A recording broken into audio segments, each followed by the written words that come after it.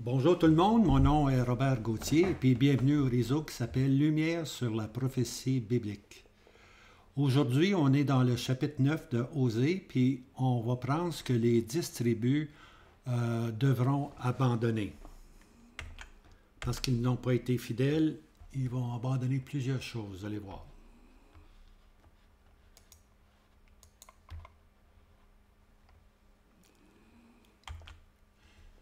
Alors, c'est l'esprit prophétique ici, à travers Osée, qui fait un dernier appel à la conscience du peuple. Alors, l'esprit prophétique veut travailler, pour ainsi dire, la conscience pour que le peuple puisse changer, puis se repentir. Maintenant, est-ce que le peuple va écouter? Peut-être. Retourneront-ils avec sincérité? Du moins, c'était l'espérance du prophète Osée. Osée 9, verset 1. Ne te réjouis pas, Israël, jusqu'à l'exultation, comme les peuples, car tu t'es prostitué, abandonnant ton Dieu. Tu as aimé les présents dans toutes les aires de froment. Alors, Israël, qui sont le royaume du Nord, les 10 tribus, avait fait des alliances avec les peuples ou les nations du monde avoisinant. On appelle ça, c'est appelé ici, tu t'es prostitué. On appelle ça de la prostitution. Et puis, de nos jours, ça veut simplement dire de la fornication spirituelle. Lorsque le croyant commence à fréquenter toutes les choses du monde, et c'est appelé de la fornication spirituelle. Lorsqu'il abandonne l'Éternel pour les choses du monde, c'est ça que c'est de la fornication spirituelle. C'est vu comme de l'infidélité, tout simplement. Voici, ils perdront quoi? Osée 9, verset 2. L'air et la cuve ne les nourriront pas, et le mou les trompera. Alors, l'air, c'est la récolte des champs, puis la cuve, c'est les vignes. Alors, ils perdront la bénédiction des champs, puis ils perdront aussi les vignes, la bénédiction d'avoir des vignes.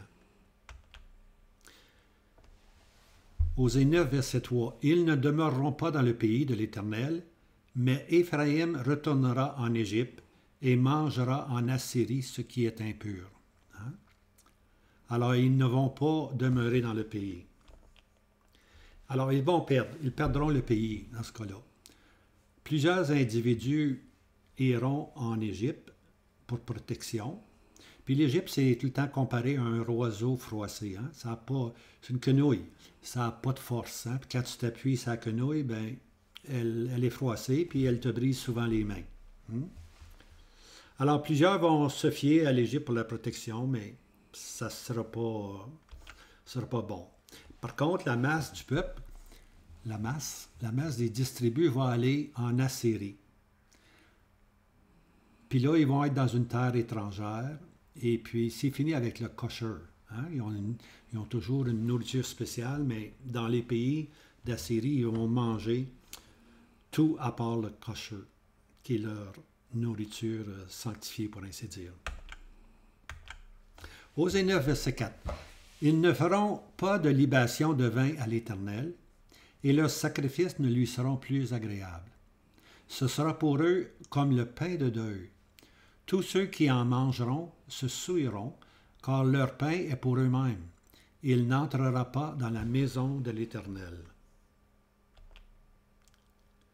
Alors, Éphraïm, c'était la tribu la plus grande, la plus puissante. C'était celle qui était prospère. Il y avait beaucoup de prospérité avec Éphraïm. Beaucoup de sécurité pour le peuple aussi. Mais maintenant, ils allaient tout perdre. Ils allaient perdre cette qualité de vie.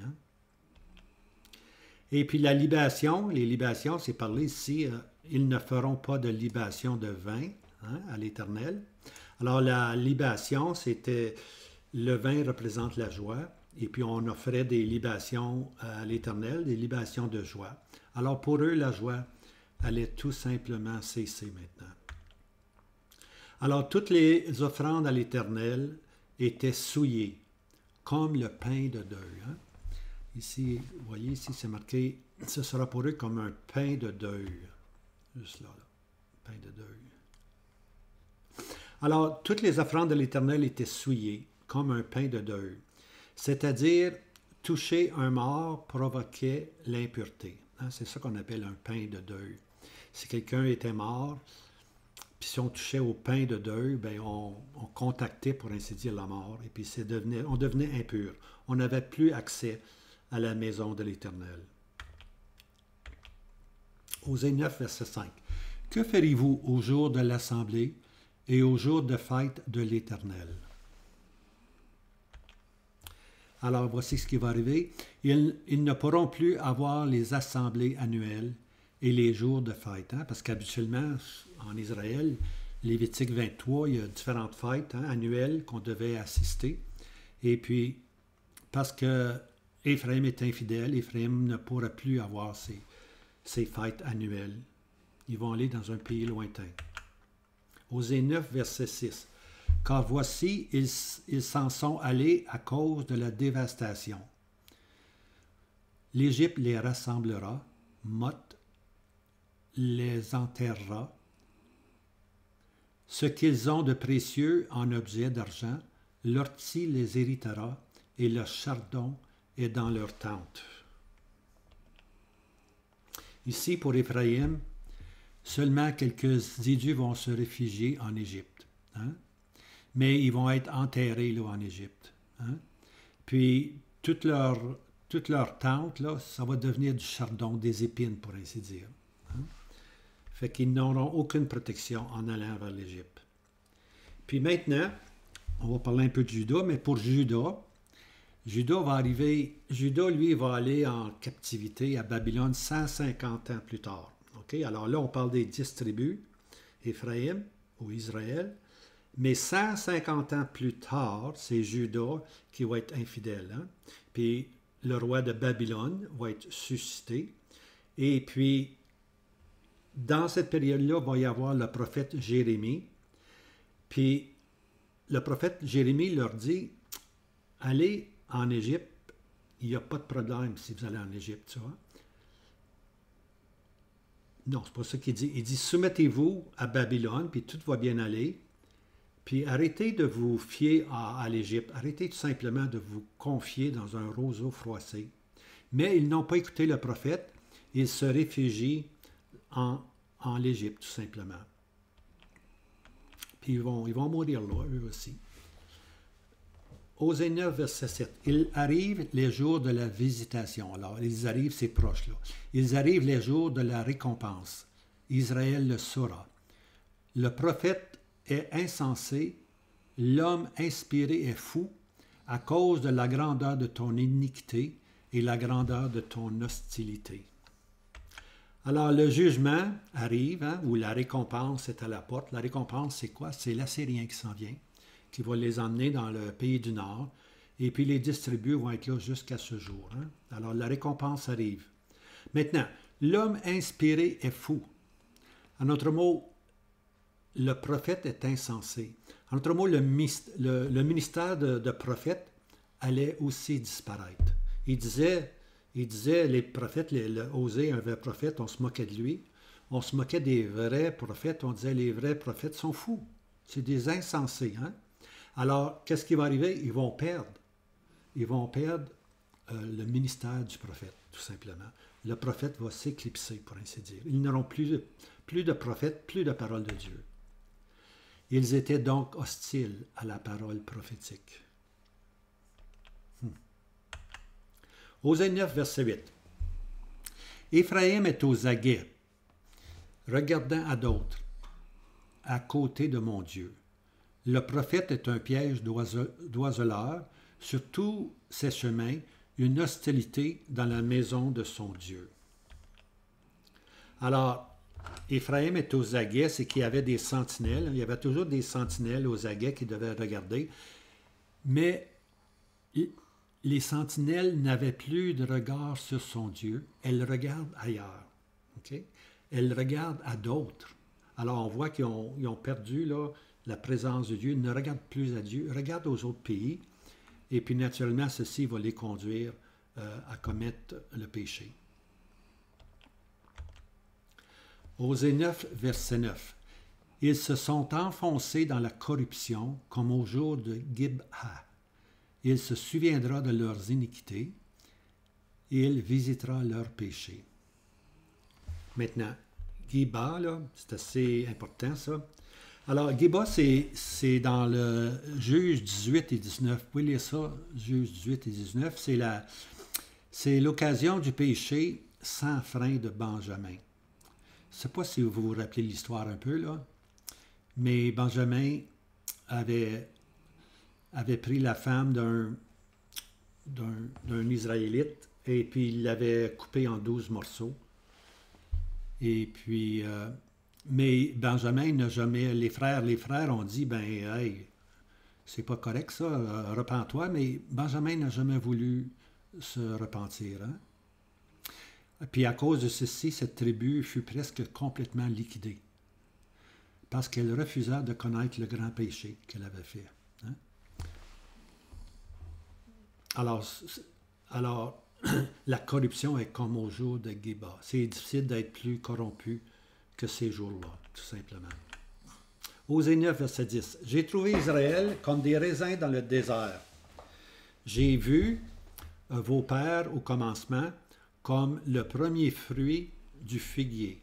Ils sont allés à Péar, et ils se sont voués à cette honteuse idole, et sont devenus abominables comme leurs amants. Alors, j'ai trouvé Israël comme des raisins dans le désert, hein?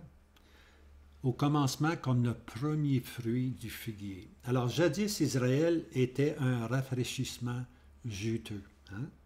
Comme des raisins dans le désert. Le premier fruit du figuier. Telle était l'origine, pour ainsi dire. Mais tout a changé tout soudainement, car l'idole honteuse est Baal-Péor, le dieu des filles de Moab. Alors ils se sont tournés vers des idoles, le dieu des filles de Moab. On lit ça dans Nombre 25, verset 3. Ainsi appelé en Nombre 25, 18 maintenant, l'affaire de Péor. Okay? Et puis, l'affaire de Péor, c'est lorsque le prophète Balaam, dans le livre des Nombres, 31, 16, donne le conseil au roi de Moab, parce que le roi de Moab voulait le payer pour qu'il maudisse Israël. Hein? Mais le prophète n'a pas pu maudire Israël. Il a simplement dit que tes tentes sont belles, ô Israël. Hein? Mais ce qu'il a fait plus tard, il a donné un conseil au roi de Moab. Il lui a dit que la séduction des femmes étrangères et l'idolâtrie étaient le chemin pour nuire à Israël. Hein? Alors, c'est ça le conseil qu'il leur a donné. On appelle ça l'affaire de Péor. Et puis, naturellement, Israël a péché beaucoup. Osée 9, verset 11. Quant à Éphraïm, leur gloire s'envolera comme un oiseau. Point d'enfantement, point de grossesse, point de conception. Remarquez ça, là. Point d'enfantement, point de grossesse, point de conception. Alors, la gloire d'Éphraïm allait s'envoler. Tout était à rebours, pour ainsi dire. Il y a trois stages de rétrogression. Hein? L'enfantement, la grossesse, puis le point de conception. Habituellement, le point de conception, c'est le premier point. Mais ici, tout était à l'envers, tout simplement. Point d'enfantement pour Dieu, parce qu'il n'y avait point de conception, tout simplement. Dieu n'était plus avec eux, pour ainsi dire. Il n'avait plus de fruits pour Dieu. Osée 9, verset 12. Quand même ils élèveraient leurs fils, je les priverais de fils, en sorte qu'il n'y ait pas d'homme, car aussi malheur à eux, lorsque je serai retiré d'eux. Et voici, c'est ce qui devait arriver. Hein? Dieu allait complètement se retirer d'eux. L'eau amie, hein? Pas mon peuple est à la porte. Je me retirerai d'eux. Osée 9, verset 13. Éphraïm, comme je l'ai vu, a été une tire plantée dans une campagne agréable. Mais Éphraïm est mené dehors, ses fils aux meurtriers. Tyr, c'est une grande ville, Tyr de Sidon, c'était une grande ville sur le bord de la mer qui était très, très riche, hein, Tyr. Alors, Osée, il revient continuellement à Éphraïm, hein, parce qu'Éphraïm, ça l'occupe beaucoup. Parce qu'Éphraïm, c'est la tribu principale. Hein. Dieu l'avait vu comme un endroit riche et florissant, une Tyr, entourée d'une campagne merveilleuse. C'est comme ça que Dieu avait vu, hein? Une place riche, florissante. Mais ça n'a pas été comme ça. Hein? Ça n'a vraiment pas été comme ça. Mais Éphraïm doit marcher dehors, doit mener dehors ses fils au meurtrier. Ici, le meurtrier, c'est Jareb, hein? Chapitre 5, verset 13. Jareb, c'est l'appellation pour le grand roi de l'Assyrie. Alors qu'est-ce qu'Éphraïm doit faire maintenant? Il va mener ses fils à l'Assyrien, qui est un meurtrier. Osée 9, 14. Donne-leur, Éternel. Que donneras-tu? Donne-leur un sein qui avorte et des mamelles desséchées. C'est un verset, hein? Quel langage? Donne-leur un sein qui avorte et des mamelles desséchées. Alors, Éphraïm ainsi que les 9 autres tribus n'avaient rien produit pour Dieu. Hein? Un sein qui avorte. Il les frappe de stérilité, tout simplement. Ils n'auront plus d'enfants, pour ainsi dire. Osée 9.15. Toute leur méchanceté est à Gilgal, car là je les ai haïs à cause de la méchanceté de leurs actions. Je les chasserai de ma maison, je ne les aimerai plus. Tous leurs princes sont des rebelles. On se rappelle un peu de Gilgal. Gilgal, c'est avant de traverser le Jourdain, après 40 ans dans le désert. Là, la chair était coupée, pour ainsi dire, et l'opprobre de l'Égypte était retranché. Alors, toute leur méchanceté est à Gilgal. Au lieu de juger la chair, puis mettre la chair de côté, toute leur méchanceté se manifestait. La chair montre donc sa méchanceté, sa laideur en bravant la sainteté de Dieu. Quand je dis la sainteté de Dieu, parce que Dieu dit « je les chasserai de ma maison hein? ». Alors on se moquait bien de la sainteté de Dieu. Hein? Gilgal était rendu un lieu de méchanceté. Alors qu'est-ce que Dieu allait faire? Dieu allait « je ne les aimerai plus ». Regardez ici, Dieu dit « je ne les aimerai plus ». Alors Dieu allait maintenant retirer son amour. Hein? Dieu allait retirer son amour. Osée 9, verset 16. Éphraïm a été frappé, leurs racines a séché, ils ne produiront pas de fruits. Les princes sont rebelles, Éphraïm est frappé et leurs racines a séché, ils ne produiront plus de fruits. Ils ne produiront plus de fruits. Alors, qu'est-ce qui arrive ici? Ils perdent quoi?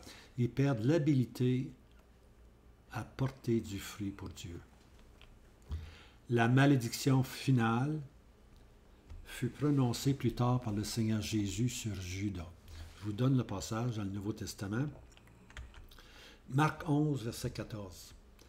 Et répondant, il leur dit que désormais personne ne mange jamais du fruit de toi.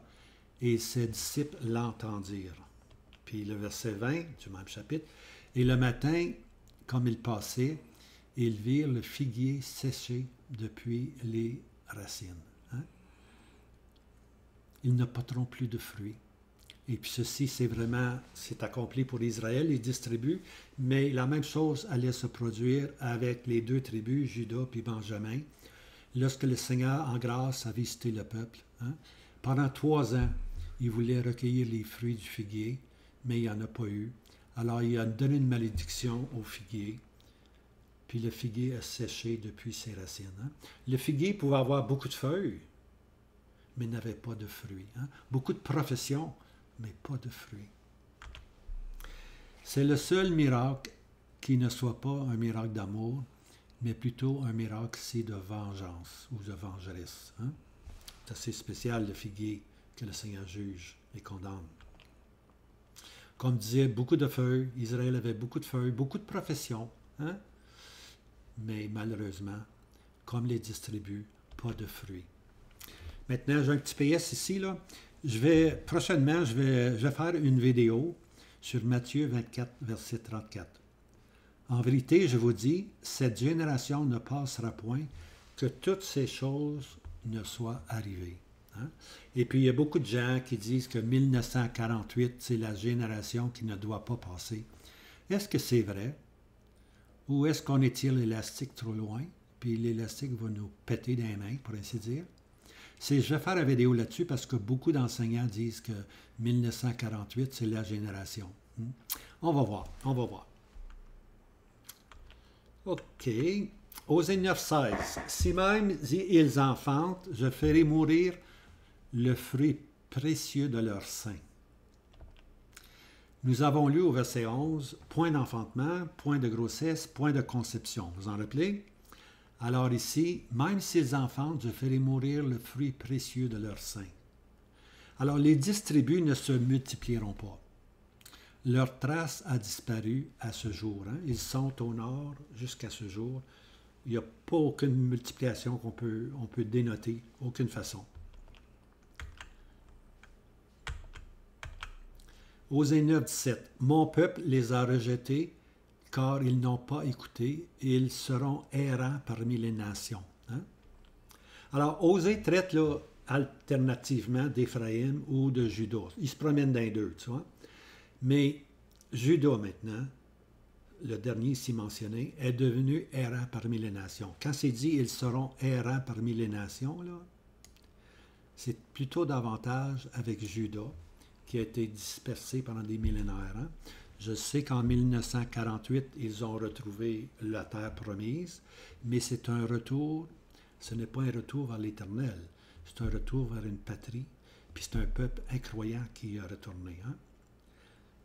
Puis il y en a encore beaucoup de Juifs qui sont encore errants aux États-Unis et partout encore, qui ne retournent pas à Israël parce qu'il y a trop de mouvements, il y a trop d'ennemis autour d'Israël. Alors ils sont encore errants parmi les nations. Maintenant, Ésaïe nous dit qu'un dixième des deux royaumes, c'est-à-dire le royaume d'Éphraïm, les 10, puis les deux, Benjamin puis Juda, un dixième, 10%, un dixième va revenir. Et voici le verset, Ésaïe 6, verset 13.